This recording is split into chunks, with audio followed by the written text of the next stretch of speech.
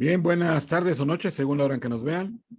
Estamos en esta semana dialogando esta ocasión con una persona desde el hermano país de Colombia, Cristian Rojas. Él es, fíjense ustedes, director de la Fundación Nueva Democracia, es profesor universitario, es politólogo, es magíster en filosofía y normalmente está presente en los medios de comunicación allá de su país platicando del acontecer político. Hola, Cristian, gracias por recibirnos.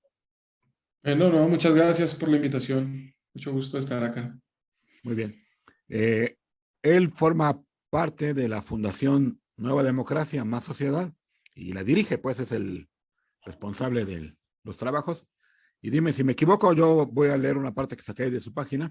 Es una plataforma cívica que se dedica a promover la promoción del bien común, incidiendo en el debate público y en la toma de decisiones. Buscan fortalecer a la misma sociedad civil en Colombia a través de la formación de jóvenes universitarios y profesionales para que puedan incidir en el debate público. Y tienen una serie de principios que se me hacen muy interesantes. Eh, Bien común, derecho a la vida, familia y dignidad de la persona, por un lado. Por otro, libertad de expresión, libertad religiosa, de conciencia y libertades económicas. Y también postulan la subsidiariedad, la solidaridad, la responsabilidad individual y las oportunidades para todos. ¿Estamos en lo correcto? Así es. Bien, Eso es. muy bien.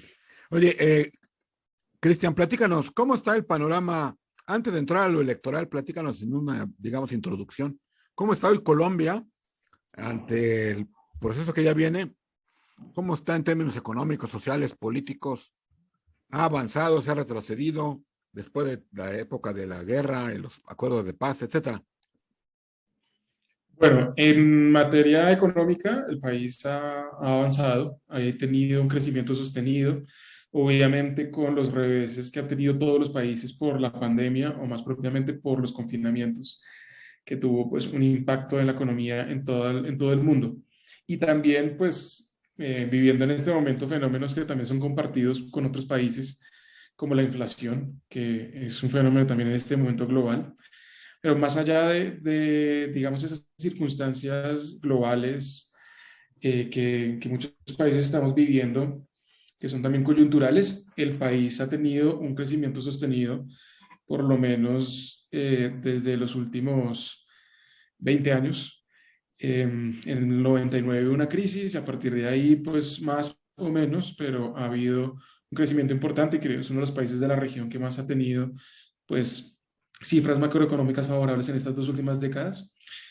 Eh, en cuanto a la seguridad, que es un tema, por supuesto, importantísimo para Colombia, también para México, y en México saben muy bien lo que hemos vivido, nosotros también estamos muy atentos a lo que vive México, situaciones muy similares con el narco, pero además acá con las guerrillas, con estos proyectos, digamos, armados ilegales que tenían, además de una ideología normalmente relacionada con el comunismo, con el marxismo-leninismo, como las FARC, también vinculadas al narcotráfico, y eso hizo que la violencia alcanzara niveles muy, muy altos. Pero también en estas dos últimas décadas hemos visto también una disminución sostenida de la tasa de homicidios, por ejemplo.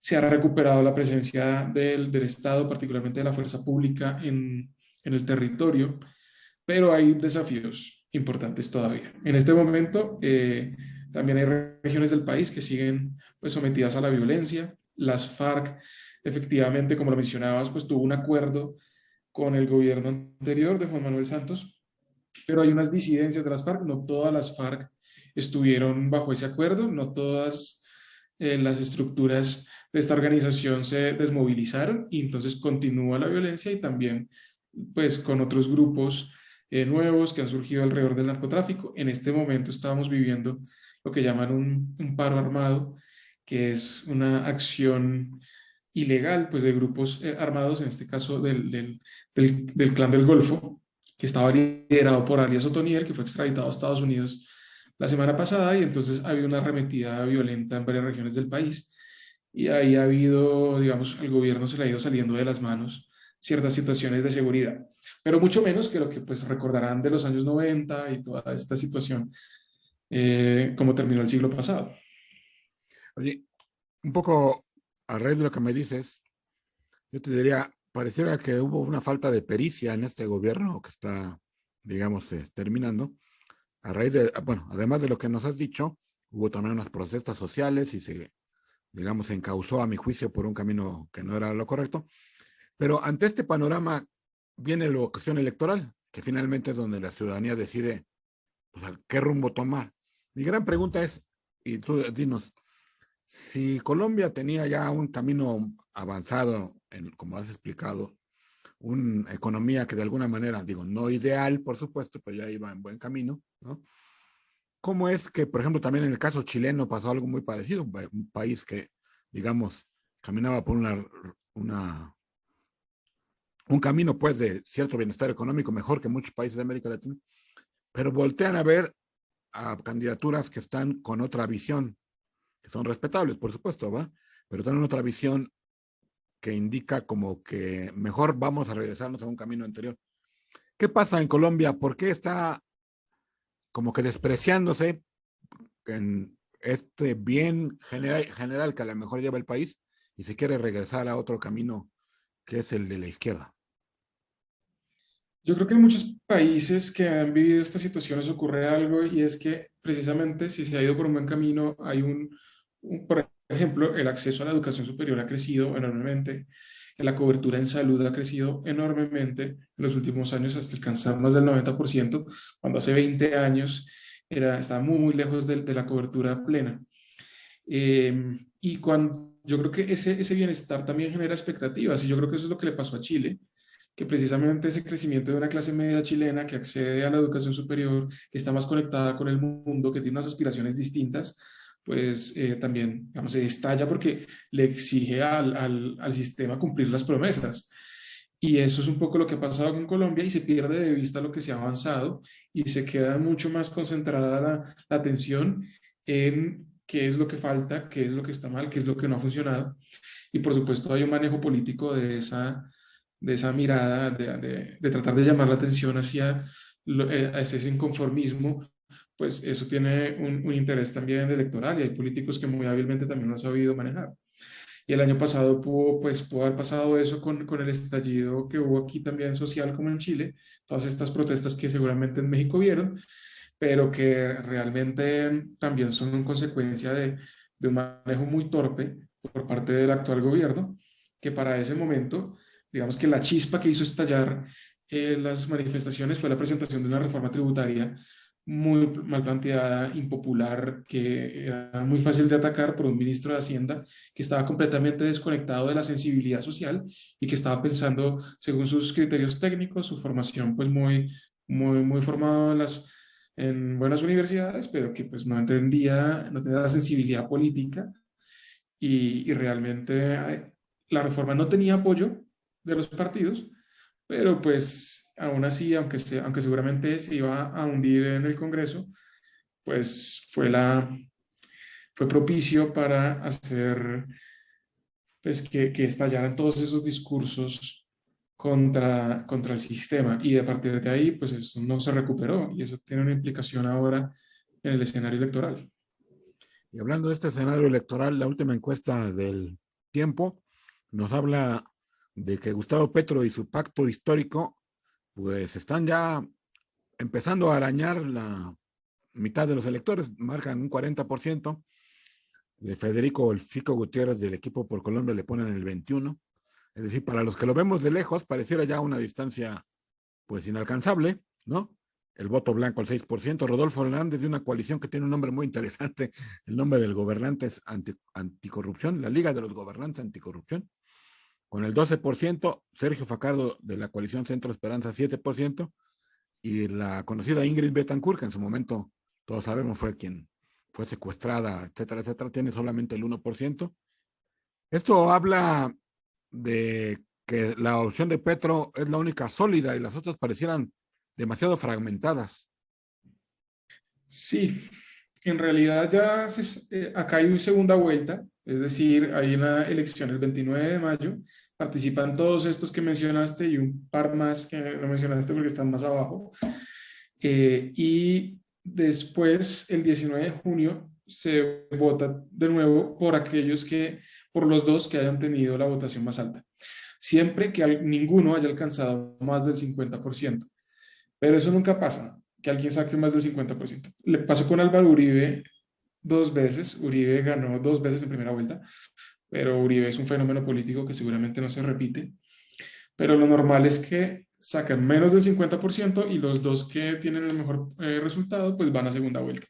Está claro que la segunda vuelta va a ser entre Gustavo Petro y Federico Gutiérrez. Todas las encuestas lo confirman. Hay mucha distancia entre Petro y Federico Gutiérrez en la primera vuelta, pero también hay suficiente distancia entre Federico Gutiérrez y el tercer candidato. Así que ya se adelanta que serán ellos dos. Entonces, en ese escenario de primera vuelta, en esta última encuesta que mencionas, que es de una encuestadora que se llama Jan Haas, está doblando Petro a Federico Gutiérrez.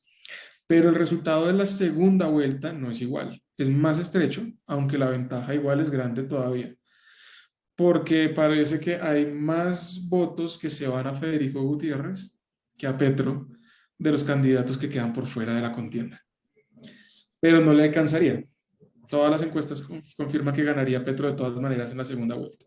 En el espectro político de Luis Pérez, Enrique Gómez, que son los que no nombré, Ingrid Betancourt, Sergio Fajardo, Rodolfo Franz, todo eso está en el espectro, digamos, para apoyar a Fico o no. No tanto.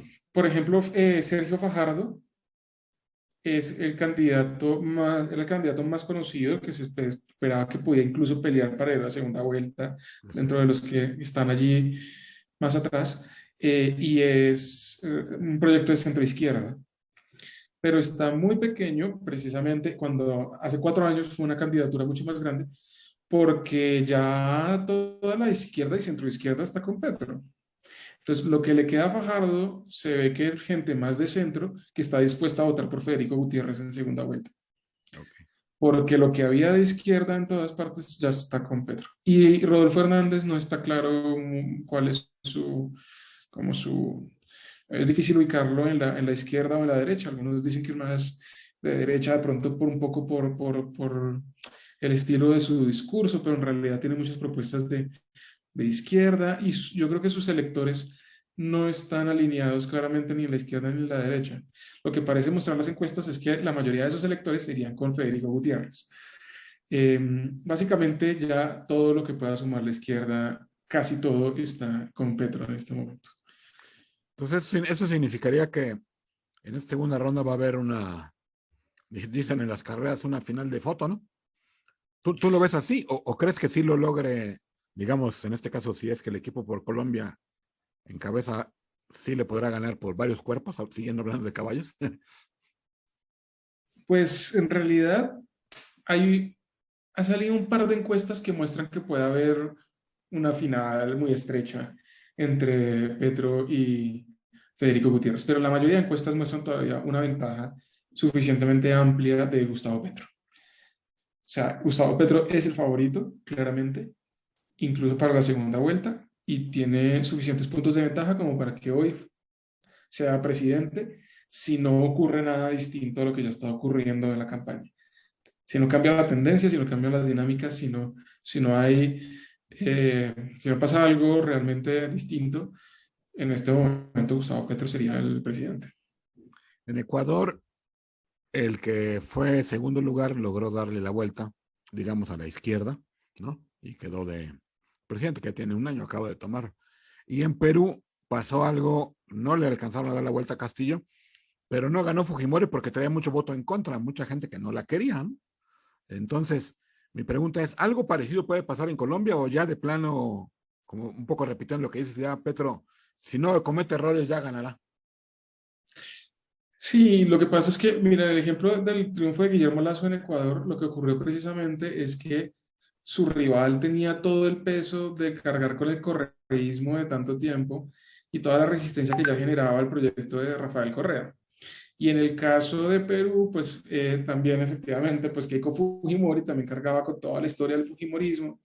Federico Gutiérrez es un candidato que fue alcalde de Medellín, pero que no tiene, digamos, ese desgaste político, que no ha pertenecido a partidos tradicionales ni nada de esto. No está apoyado por el uribismo oficialmente, pero las personas, mucha gente lo identifica con la continuidad. Y es lo que también ha señalado mucho la campaña de Gustavo Petro y otros candidatos, decir que Federico Gutiérrez es la continuidad del actual gobierno. Entonces es muy difícil para quien tiene que cargar con el desgaste de gobiernos anteriores, pues que pueda sumar mucho más en segunda vuelta. Entonces tiene ese problema, mientras que Petro pues está llegando a primera vuelta con 40%, o sea, realmente tendría una situación mucho más cómoda. Y en tu visión de analista político y dirigente de la Fundación Nueva Democracia, ¿qué ves en un posible gobierno de Petro? ¿Lo ves muy cercano a Maduro? ¿Lo vemos cercano a Cuba? ¿Lo vemos cercano a Boric? ¿Cuál es un poco el estilo que piensan ustedes que puede tener él? Y eventualmente, ¿cuál sería el estilo de Fico? Pues Gustavo Petro representa una izquierda dura.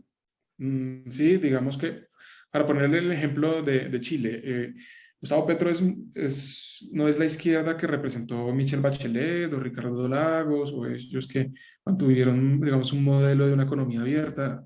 Es mucho más lo que representa Boric, pero con mucha más capacidad de hacer cosas que Gabriel Boric, porque pues ustedes ven, Boric es un novato y Claro. se le nota mucho y por eso ha caído en picada en las encuestas. Gustavo Petro es un político más recorrido, con mucha más proyección en la región, con mucha más capacidad de hacer cosas y puede ser también un perfil como el de Lula.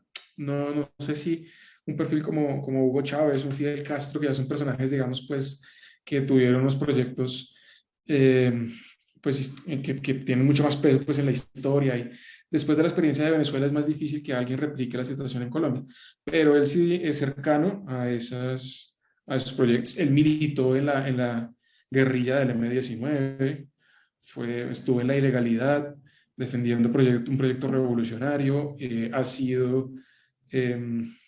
ha elogiado en su momento a Hugo Chávez, ha hablado bien de todos estos regímenes, ¿no? Entonces, él representa una izquierda dura que probablemente va a llegar tratando de hacer matices para poder tener gobernabilidad, pero que de todas formas, pues será una situación difícil para Colombia.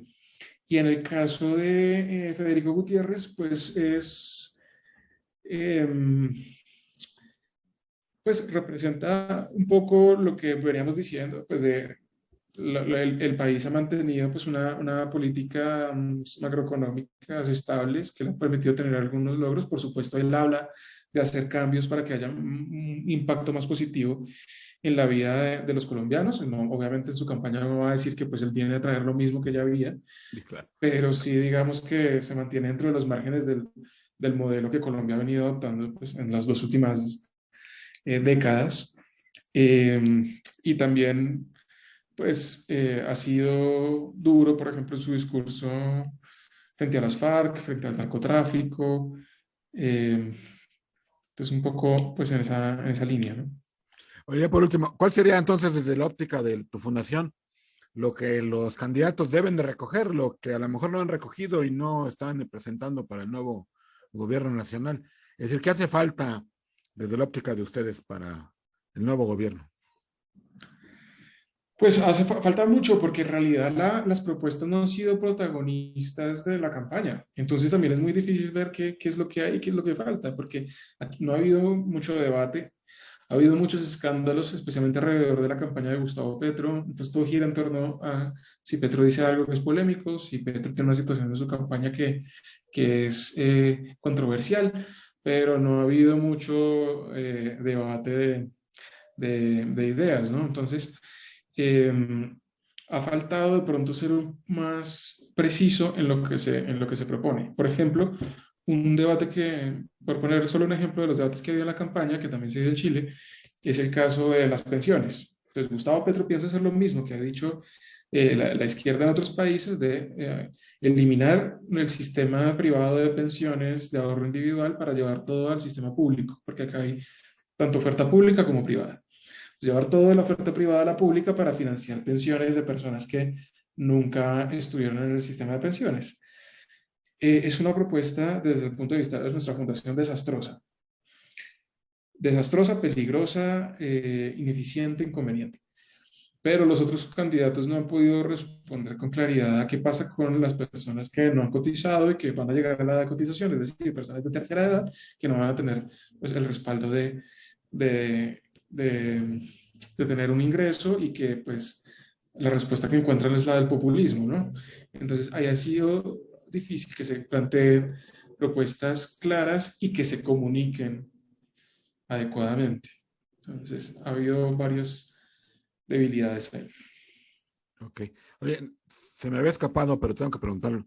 ¿Hay por ahí un pendiente electoral en términos de la autoridad electoral en función de lo que pasó en la elección parlamentaria, ¿no? Y la elección de las primarias de los partidos o de los acuerdos políticos, que dicen que hubo ahí un regalito de 500,000 votos, ¿no? a una candidatura, a la de Petro. ¿Hay alguna, cómo decir, sospecha de que el que termine perdiendo en la segunda ronda diga, ah, es que la autoridad electoral metió mano dura, mano negra, Sí, perdón? mucho, mucho y más que nunca.